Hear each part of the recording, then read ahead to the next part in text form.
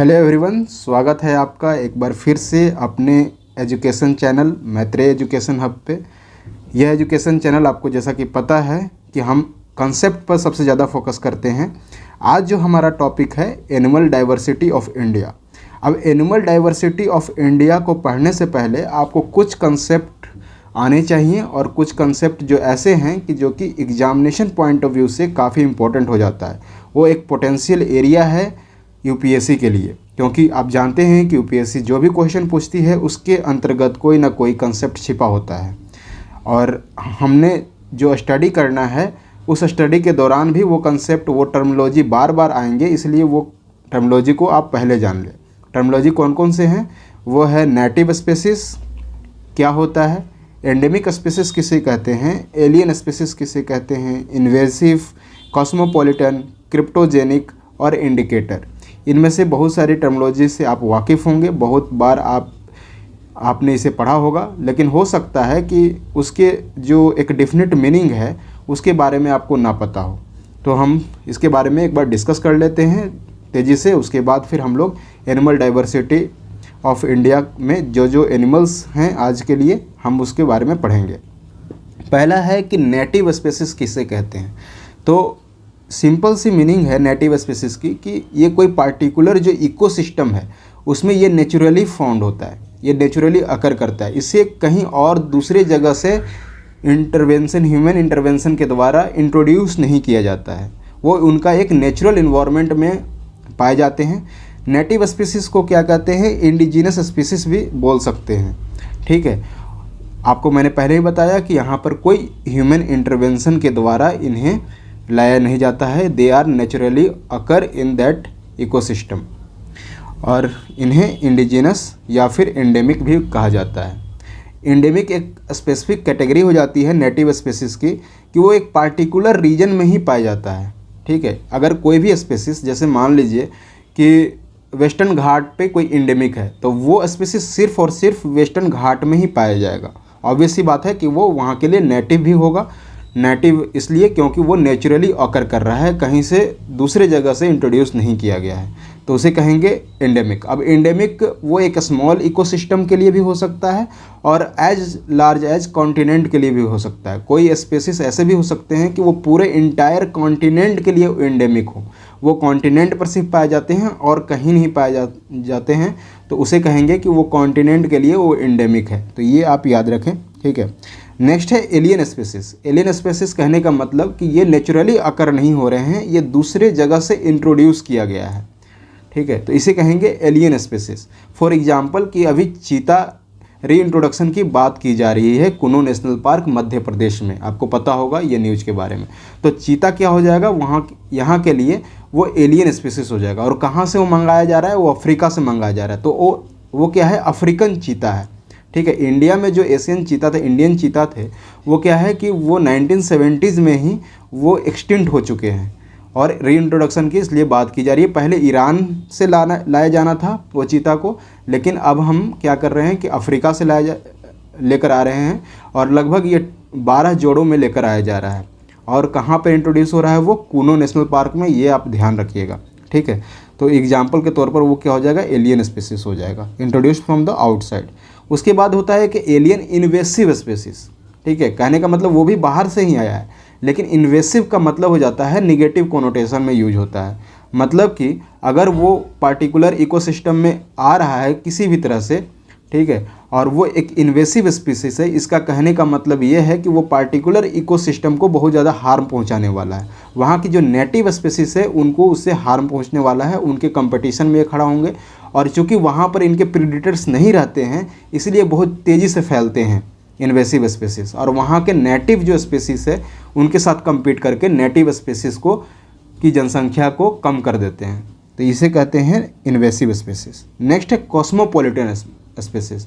नाम से ही पता चलता होगा कि कॉस्मोपॉलिटन कहने का मतलब है कि ये जो स्पीसीज हैं वो इंटायर जो रीजन है ये पूरे अक्रॉस द ग्लोब ये पाए जाते हैं। ऐसा नहीं है कि कोई पार्टिकुलर ही एक क्षेत्र में, एक रीजन में पाया जाएगा, जैसे कि कोई इंडिया में ही वेस्टर्न घाट में पाया जा रहा है या ईस्टर्न घाट में पाया जा रहा है या इंडोनेशिया में पाया जा रहा है। ऐसा नहीं है, ये ग्लोबली जहाँ जहाँ उनके फेवरेबल इकोसिस्टम मिलेंगे वहाँ वहाँ ये पाए जाते हैं, उसको कहते हैं कॉस्मोपॉलिटन स्पेसिस। ठीक, नेक्स्ट है क्रिप्टोजेनिक स्पेसिस। जैसा कि आपको पता है कि हमने बोला कि बहुत सारे जो स्पेसिस हैं बाहर से आए हुए हैं, वो एलियन स्पेसिस कहे जाते हैं। लेकिन कुछ स्पेसिस का क्या होता है, हमें सोर्स नहीं मालूम कि वो कहाँ से, उनकी ओरिजिन कहाँ से है, उनकी ओरिजिन नहीं मालूम। तो वैसे स्पेसिस जिनका ओरिजिन नहीं मालूम उन्हें कहेंगे क्रिप्टोजेनिक स्पेसिस। इसका एग्जाम्पल अगर आपको मैं दूं तो स्टारफिश के बारे में बोला जाता है कि दे आर क्रिप्टोजेनिक स्पेसिस, उनका ओरिजिन नहीं पता है हमें। नेक्स्ट सबसे इम्पोर्टेंट है जो टर्मिनोलॉजी है, इंडिकेटर स्पेसिस। ये आप बार बार अपने ये पढ़ने के दौरान आपको बार बार मिलेगा कि डॉल्फिन, जैसे कि for example dolphin is a indicator species. ठीक है, for example pygmy hog is a indicator species. कहने का मतलब क्या होता है इंडिकेटर स्पेसिस से? इंडिकेटर स्पेसिस के कहने से मतलब ये है कि ये जिस इन्वायरमेंट में, जिस इकोसिस्टम में ये पाए जाते हैं, अगर वहाँ पर ये एबंडेंट नंबर्स में अवेलेबल हैं, इसका मतलब ये होता है कि वो इकोसिस्टम अभी हेल्दी है, उसमें कोई डिग्रेडेशन अभी मेजरली नहीं हुआ है। ठीक है, फॉर एग्जांपल मैंने डॉल्फिन का एग्जांपल लिया। डॉल्फिन अगर कहीं पे पाई जाती हैं तो आपको पता है कि डॉल्फिन फ्रेश वाटर में ही पाई जाती हैं। तो अगर वहाँ पे एफिशिएंट नंबर है डॉल्फिन्स का, इसका मतलब है कि वो वाटर क्या है, अभी फ्रेश है, वाटर पोल्यूटेड उस लेवल पे पोल्यूटेड नहीं है, इसीलिए वहाँ पे डॉल्फिन पाई जाती है। तो इसे कहेंगे कि indicates health of the ecosystem, उसे हम कहेंगे इंडिकेटर स्पेसिस। ये जो टर्मिनोलॉजी है इसे आप बार बार, ये जो लेक्चर के दौरान आपको बार बार मिलेगा, इसलिए पहले ये कंसेप्ट क्लियर हो जाना चाहिए। और यूपीएससी के लिए पोटेंशियल एरिया है क्वेश्चन पूछने का, क्योंकि कंसेप्चुअल है ये। और आपको थोड़ा थोड़ा डिफरेंस आपने देखा होगा कि बहुत कम डिफरेंस है सारे टर्मिनोलॉजीज़ में, और ये कम माइन्यूट डिफरेंस ही आपको एग्ज़ाम में कहीं ना कहीं कन्फ्यूजन पैदा करेगा और आप गलत करके आओगे। तो इस टर्मिनोलॉजी को आप ध्यान से समझ लें और ध्यान रखें, अपने माइंड में इसको बैठा कर रखें। अब हम देखते हैं कि कौन कौन से आज हम लोग एनिमल करने वाले हैं। पहला है उसमें पिग्मी हॉग। ठीक है, पिग्मी हॉग ये स्मॉलेस्ट मेंबर है किसका, पिग फैमिली का, ये स्मॉलेस्ट मेंबर है। इसकी जो IUCN स्टेटस है वो क्रिटिकली इंडेंजर्ड है। कहीं कहीं पे आपको इंडेंजर भी लिखा हुआ मिलेगा। मैंने IUCN की ही वेबसाइट पर दो वेबसाइट, उसके दोनों वेबसाइट पर अलग अलग ढंग से दिया हुआ है। एक पर दिया हुआ है क्रिटिकली इंडेंजर्ड और दूसरे पर दिया हुआ है इंडेंजर्ड। लेकिन अगर हम पार्टिकुलर इंडिया की बात करें कि इंडिया में पिग्मी हॉग का क्या स्टेटस है, तो वो क्रिटिकली इंडेंजर्ड ही है। इसका जो डिस्ट्रीब्यूशन है, एक टाइम पर 1960s में क्या हो गया था, इसको एक्सटिंक्ट मान लिया गया था कि ये विलुप्त हो चुका है। जबकि एक टाइम पर उससे पहले ये क्या है कि जो ग्रास लैंड एरिया जो है जो हिमालयन फुट हिल्स में जो ग्रास लैंड के एरिया है वहाँ पर ये पाए जाते थे। लेकिन 1960s में ये मान लिया गया कि ये एक्सटिंक्ट हो चुके हैं, इनकी अब कोई भी पॉपुलेशन बची नहीं है। लेकिन फिर इसे रीडिस्कवर किया गया, और वो रीडिस्कवर हुआ कहाँ पे, वारनाडी वाइल्ड लाइफ सेंचुरी में। ये वारनाडी वाइल्ड लाइफ सेंचुरी जो है वो असम में है। ठीक है, और अब इसका जो वायबल एक पॉपुलेशन जो है वो आपको मानस नेशनल पार्क, मानस टाइगर रिजर्व असम में देखने को मिलेगा। और असम में ही डिफरेंट वाइल्ड लाइफ सेंचुरीज में इनके जो पॉपुलेशन को डिस्ट्रीब्यूट किया गया है। ठीक है, रिसेंट अपडेट्स, ये सिर्फ फैक्चुअल है। रिसेंट अपडेट्स के लिए आप समझ लें कि 110th जो कैप्टिव ब्रीड है, कैप्टिव ब्रीड का कहने का मतलब ये होता है कि ये with in A scientific observation में इनको ब्रीडिंग कराई जाती है। ठीक है, और उसके बाद फिर इनको इंट्रोड्यूस किया जाता है वाइल्ड में। तो 110th जो कैप्टिव ब्रीड है पिग्मी हॉग की, वो रिसेंटली री इंट्रोड्यूस किया गया है वाइल्ड में, नॉर्थ ईस्ट इंडियन स्टेट में इसको री इंट्रोड्यूस किया गया है। इसके इंपॉर्टेंट कैरेक्टर्स के बारे में जान लेते हैं। तो पहली बात यह है कि ये इंडिकेटर स्पीसीज है। ठीक है, इंडिकेटर स्पीसीज से आप अब भली भांति परिचित हैं। इसका मतलब ये है कि अगर जिस ग्रासलैंड में रहेगा उसकी हेल्थ को, उसके कितना हेल्दी है वो ग्रासलैंड, कितनी डिग्रेडेशन हो चुकी है, इसके बारे में ये इंडिकेट करता है। ठीक है, उसके बाद फिर ये अपना नेस्ट खुद बनाता है और एक कंप्लीट नेस्ट एक घर के जैसा बनाता है, यानी कि वहाँ पर एक छत भी का निर्माण भी करता है। ये इसका एक करैक्टरिस्टिक है। ठीक है, इस पर एक जो लाउस है, ठीक है, मतलब कि वो इस पर एक पैरासाइट की तरह इस पर जर्मिनेट होती हैं, इसके पर रहते हैं और ये पिग्मी हॉग पर फीड ऑन करते हैं। मेन थ्रेट इनका है डिग्रेडेशन ऑफ ग्रासलैंड से, ड्राई सीजन बर्निंग, वहाँ पर life stock grazing and hunting, ये इनका मेन थ्रेट है, मेजर थ्रेट है। ये हम देख सकते हैं, ठीक है। नेक्स्ट हम देखते हैं और कहाँ कहाँ पर है, जैसे कि नामेरी नेशनल पार्क हो गया, अदर साइड जैसे कि Barnadi wild life sanctuary, Orang national park, ये सब कहाँ पर है, ये असम में है। सोनपाई रूपाई वाइल्ड लाइफ सेंचुरी ये सब असम में है और वहाँ पर ये पिग्मी हॉग पर्याप्त मात्रा में अवेलेबल है। नेक्स्ट है अंडमान वाइट थ्रोटेड श्रीव। ये वाइट थ्रोटेड जो श्रीव जो होते हैं वो जो छछूंदर होते हैं, मोल होते हैं या फिर जो रैट्स होते हैं उनकी ही एक प्रजाति होती है, उनके ही कैटेगरी में ये आता है, ठीक है।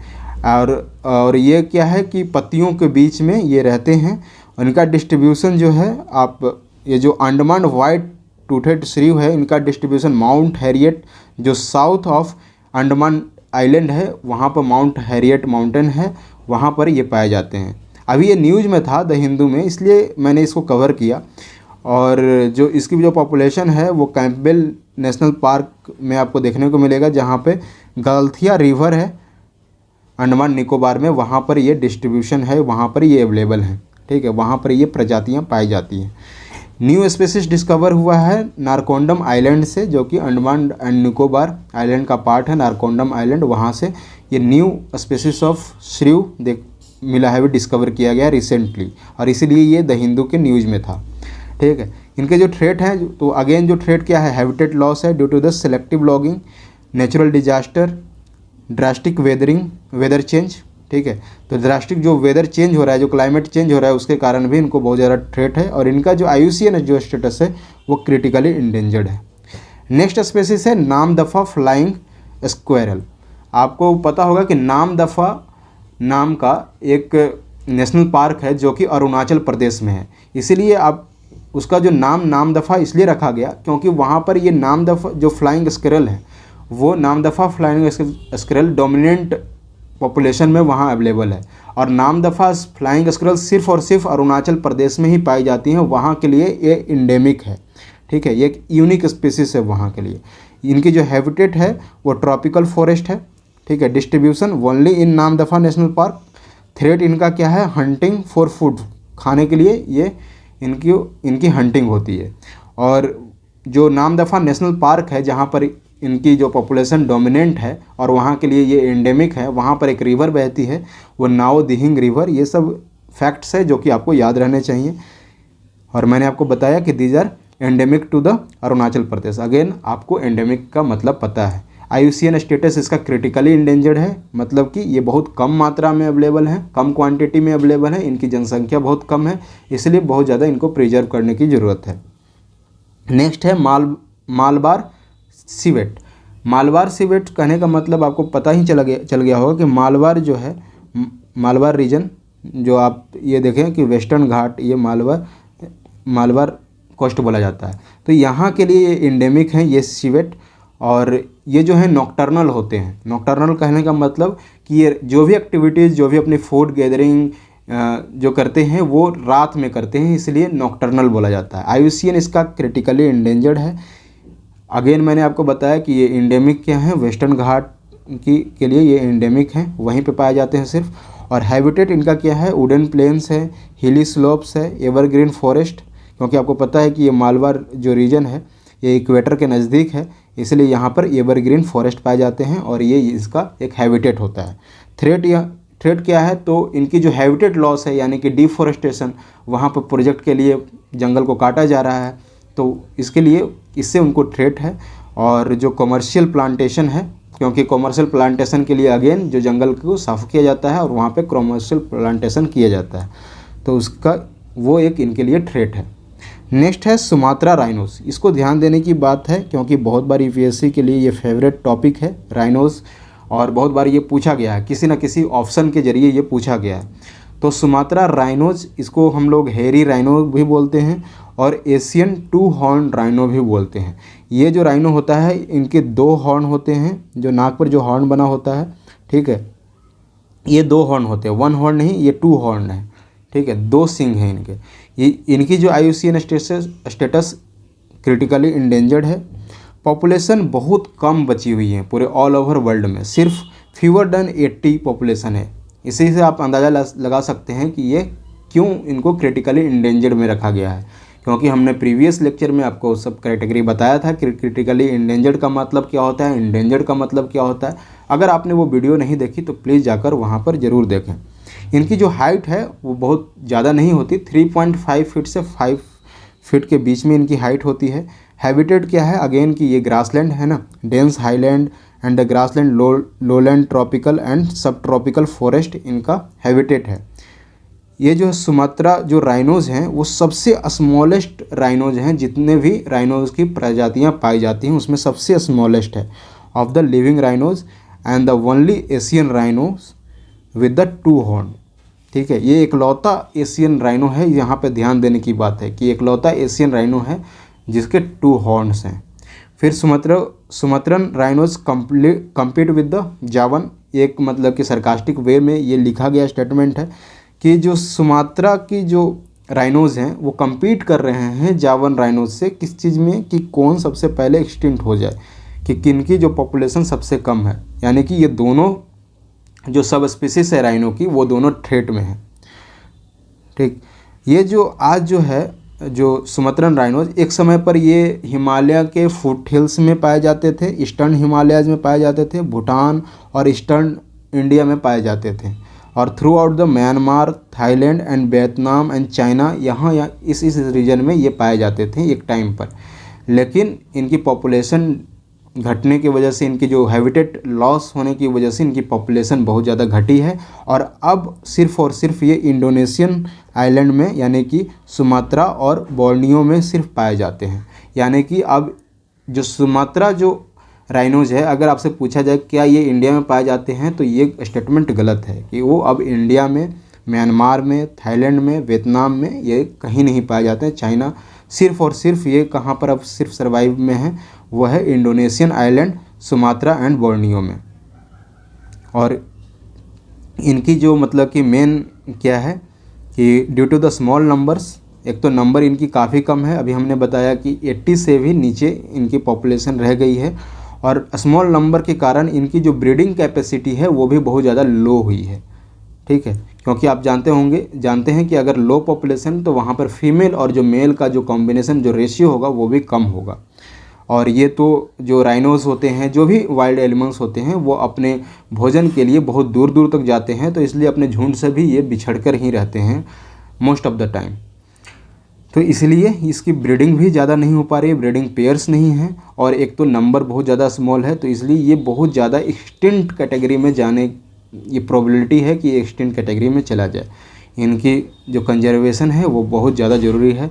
इंडिया में आप जानते हैं कि कंजर्वेशन भी चल रहा है, कंजर्वेशन एफर्ट चलाया जा रहा है गवर्नमेंट की तरफ से, जो राइनोज 2020, इसलिए भी ये बहुत ज़्यादा इंपॉर्टेंट टॉपिक है 2021 के लिए, क्योंकि 2020 आप जानते हैं कि राइनोज 2020 जो प्रोग्राम है वो 2020 ईयर से रिलेटेड है, तो ज़रूर है कि इस साल क्वेश्चन ये पूछ सकता है। थ्रेट इसका मैंने आगे ही बताया कि हैबिटेट लॉस, और जो हंटिंग है इसकी, जो हॉर्न के लिए इनको हंटिंग किया जाता है, क्योंकि ऐसे जगह पर मान्यताएं हैं, ऐसा विश्वास है कि ये मेडिसिनल पर्पस के लिए और बहुत ज़्यादा जो ऑर्नामेंटेशन ये सब के लिए यूज किए जाते हैं इनके हॉर्न। ठीक है, नेक्स्ट है ग्रेटर वन हॉर्न राइनो, और इसको इंडियन राइनो भी बोला जाता है। इनका जो स्टेटस है वो वल्नरेबल है, IUCN स्टेटस। पॉपुलेशन इसकी अराउंड 3700 की पॉपुलेशन है, यानी कि ये in the comparison of the Sumatran जो राइनो है या फिर 2 हॉर्न एशियन राइनो है, उसके कंपेरिजन में इनकी तादाद काफ़ी ज़्यादा है। ठीक है, हैबिटेट इनका ट्रॉपिकल एंड सब ट्रॉपिकल ग्रासलैंड है, सवानाज एंड द स्क्रबलैंड इनका ये हैबिटेट है। ये राइनोज की स्पीसीज में सबसे लार्जेस्ट ये होते हैं राइनोज, जबकि सुमात्रा सबसे स्मॉलेस्ट है, ये याद रखिएगा। इनकी जो रिकवरी है one of the greater success है इंडिया के लिए, पूरे एशिया के लिए। ठीक है, इंडिया के साथ साथ एशिया के लिए भी ये एक ग्रेटर सक्सेस है इनकी रिकवरी। ये भी, इनकी भी पॉपुलेशन बहुत कम हो चुकी थी बीच में, लेकिन ये सक्सेसफुली रिकवर कर लिए गए हैं, और आप देख रहे हैं कि अराउंड 3700 इनकी पॉपुलेशन अभी है। ठीक है, इनका अभी हमने बताया कि ये सिंगल हॉर्न होता है, ब्लैक कलर का सिंगल हॉर्न होता है, about 8 to 25 inches long. Distribution Indian सब कॉन्टिनेंट, नेपाल में अभी इनकी जो पॉपुलेशन है उसके लिए नेपाल को काफ़ी सराहा गया है, 16% इंक्रीज हुई है। ठीक है। नेशनल राइनो काउंट 2021 के मुताबिक 16% पॉपुलेशन नेपाल में इस राइनो की, इंडियन राइनोज़ की इम्प्रूव हुई है, इंक्रीज हुई है। थ्रेट है इलीगल वाइल्ड लाइफ ट्रेड से और हैबिटेट लॉस इनका मेजर थ्रेट है। नेक्स्ट देखते हैं कश्मीर स्टैग या फिर हांगुल इसे बोलते हैं। कश्मीर स्टैग या हांगुल जो है वो कश्मीर का स्टेट एनिमल भी है और ये एक सब स्पीसीज है रेड डियर्स का। जो रेड डियर्स जो कि यूरोपियन जो रेड डियर्स हैं उनका ही एक सब स्पीसीज है। इनका जो डिस्ट्रीब्यूशन है वो dense riverine forest, high valleys and mountains of the Kashmir valley and the northern Chamba in Himachal Pradesh, ये इनकी डिस्ट्रीब्यूशन है, ये इनका हैबिटेट है। स्टेट एनिमल ऑफ J&K मैंने आगे ही बताया आपको। कश्मीर में ये दाचिगम नेशनल पार्क में इनकी तादाद आपको देखने को मिलेगी, पॉपुलेशन देखने को मिलेगा। दाचिगम नेशनल पार्क में ये अवेलेबल हैं। ये देखिए ये जो पोजीशन है यहाँ पर ये दाचिगम नेशनल पार्क है जम्मू एंड कश्मीर में। IUCN स्टेटस इसका क्रिटिकली इंडेंजर्ड है।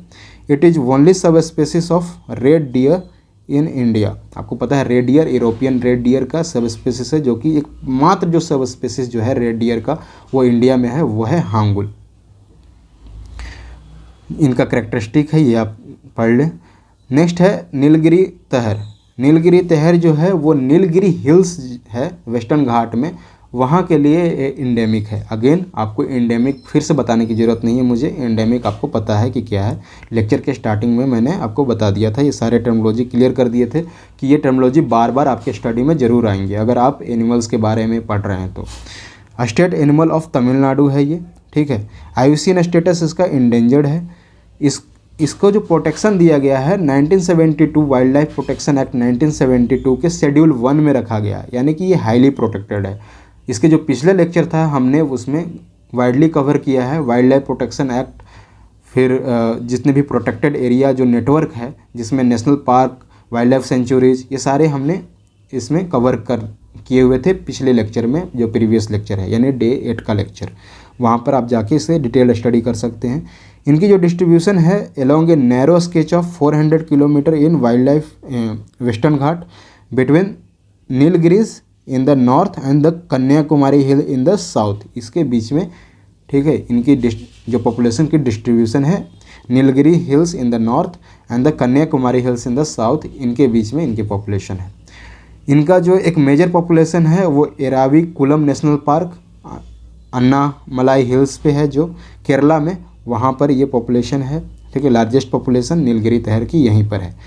एराविकुलम नेशनल पार्क, आपको यहाँ से ये भी समझ में आ गया कि एराविकुलम नेशनल पार्क कहाँ है, केरला में है।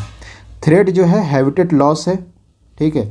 हाइड्रो इलेक्ट्रिक जो प्रोजेक्ट लगाए जा रहे हैं उसके कारण भी यहाँ पे बहुत ज़्यादा इनको थ्रेट है, क्योंकि उसके लिए फिर जंगल को, उनके हैबिटेट को काटा जाता है, हटाया जाता है और हाइड्रो इलेक्ट्रिसिटी जो पावर प्लांट वहाँ पे बन रहा है, लग रहा है, जो प्रोजेक्ट वहाँ पे चल रही है, उसके कारण फिर उनका पूरा जो एक हैबिटेट जो इकोसिस्टम है वो लॉस हो जाता है। Monoculture plantation, hunting for meet and the skin, ये सब इनके थ्रेट हैं। नेक्स्ट है पर्पल फ्रॉग, ये भी द हिंदू में न्यूज़ में था, ठीक है। उतना ज़्यादा इम्पोर्टेंट नहीं है एग्जामिनेशन पॉइंट ऑफ व्यू से लेकिन ये जो है एक पोटेंशियल फिर भी आपको एक जान लेना चाहिए। कहीं ना कहीं अगर आपको ऑप्शन में अगर कहीं पे मेंशन है तो आपको इसको एलिमिनेट करने की ज़रूरत होगी। एक बार निगाहों से गुजार लीजिए कि ये जो पहले जो सबसे पहला इसको जो डिस्कवरी हुआ था वो 2003 में इडुक्की डिस्ट्रिक्ट केरला में इसकी डिस्कवरी हुई थी। ये भी जो है वेस्टर्न घाट के लिए ये एंडेमिक है, ठीक है। तो ऐसा कभी क्वेश्चन बना सकता है कि which are the following the species that are the endemic to the western Ghat, और उसमें एक मान लीजिए ऑप्शन पर्पल फ्रॉग का भी डाला है। और अगर आपको पर्पल फ्रॉग के बारे में बिल्कुल नहीं पता तो आप वो क्वेश्चन मिस कर दीजिएगा जानते हुए भी। IUCN स्टेटस इसका इंडेंजर्ड है, ठीक है। नेक्स्ट है नीलगिरी ब्लू रोबिन, एक पक्षी है। IUCN स्टेटस इनका इंडेंजर्ड है और ये जो क्या है इंडेमिक है सोला फॉरेस्ट ऑफ साउदर्न इंडिया में, जो सोला फॉरेस्ट है वहाँ के लिए ये इंडेमिक है। Occur only above 1200 metre altitude in high grassland of western Ghat, ठीक है। तो इनकी जो एक पार्टिकुलर एक खास हैबिटेट है कि जो कि 1200 मीटर की ऊंचाई पर ही वेस्टर्न घाट हिल्स में, वेस्टर्न घाट की जो ग्रासलैंड है वहाँ पे पाई जाती हैं। नेक्स्ट है और मेजर स्पीसीज है और बहुत ज़्यादा इंपॉर्टेंट स्पीसीज है, वो है लायन टेल्ड मकाक। जिसके शॉर्ट में LTM भी बोला जाता है। इनकी जो IUCN जो स्टेटस है वो इंडेंजर्ड है और ये एक प्राइमेट है। प्राइमेट कहने का मतलब ये होता है कि जो कि इवोल्यूशन का जो चेन है, कि जहाँ से माना जाता है कि मानव का जो विकास हुआ है, जो इवोल्यूशन हुआ है, उस कड़ी में ये कहीं ना कहीं ये आते हैं, इसीलिए इसको प्राइमेट्स बोला जाता है।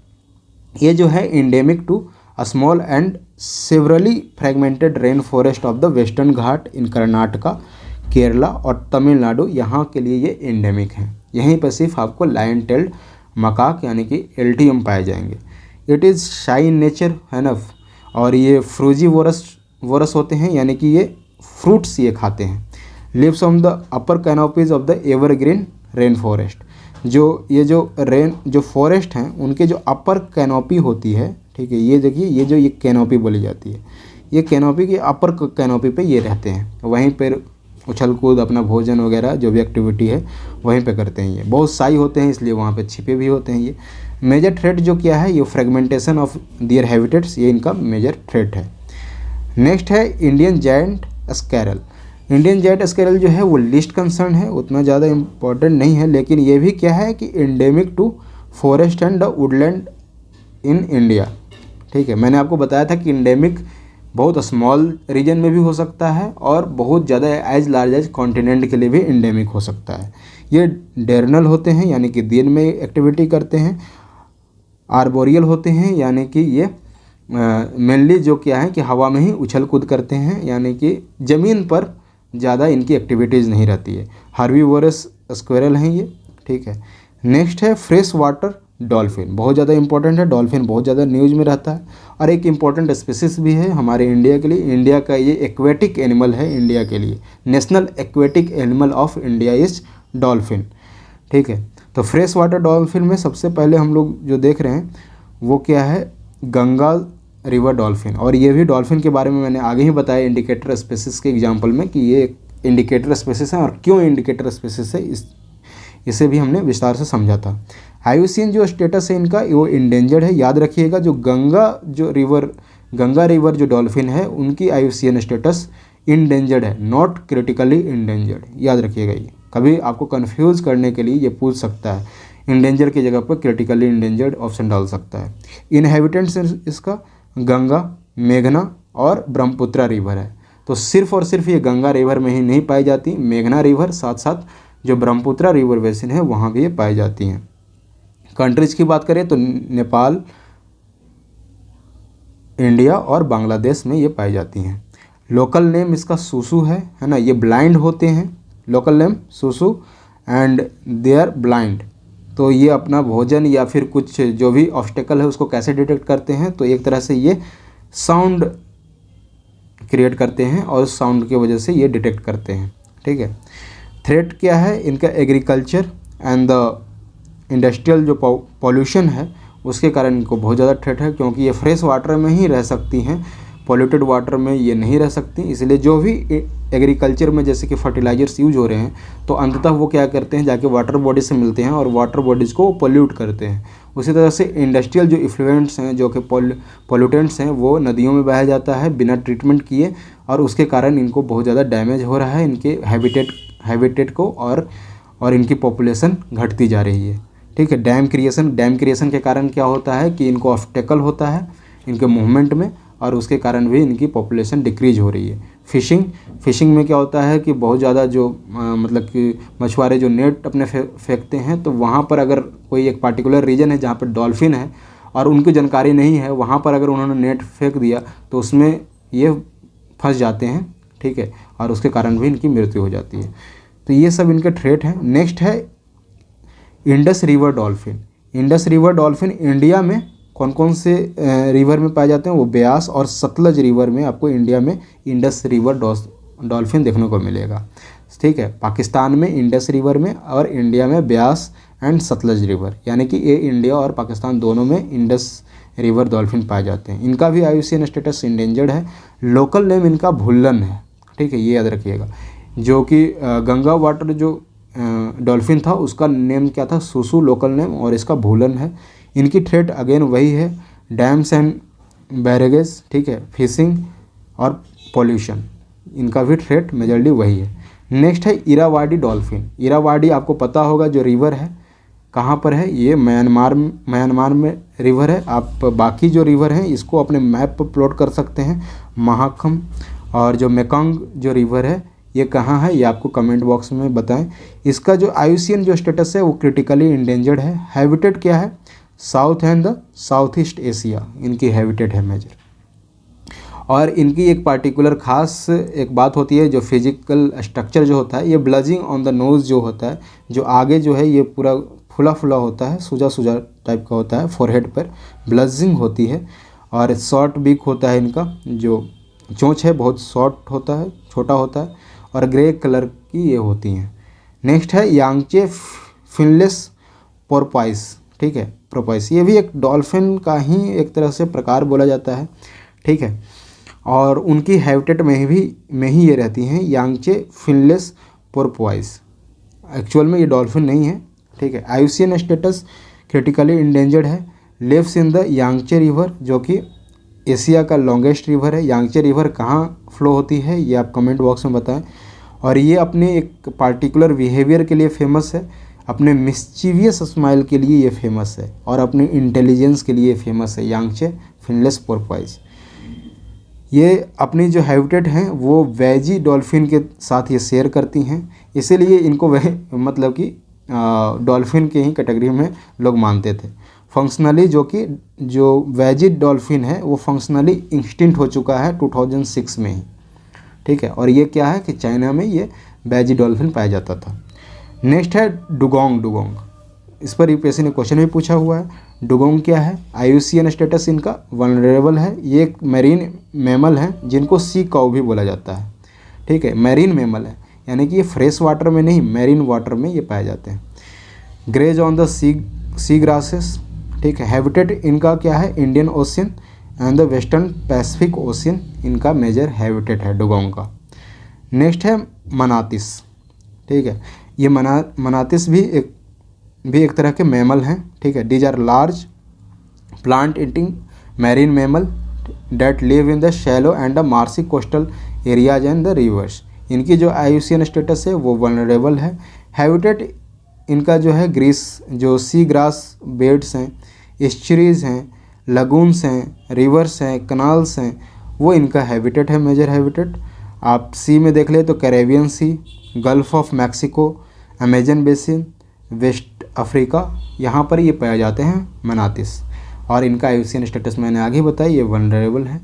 तो ये कुछ आज के लिए स्पीसीज रहे, और ये जो एनिमल की जो स्पीसीज है ये आगे भी चलता रहेगा, क्योंकि बहुत ज़्यादा स्पीसीज हैं, इसलिए एक लेक्चर में करना संभव नहीं है। लेक्चर बहुत बड़ा हो जाएगा और आप लोग भी देख नहीं पाएंगे, आप लोग का इंटरेस्ट इसमें नहीं रहेगा।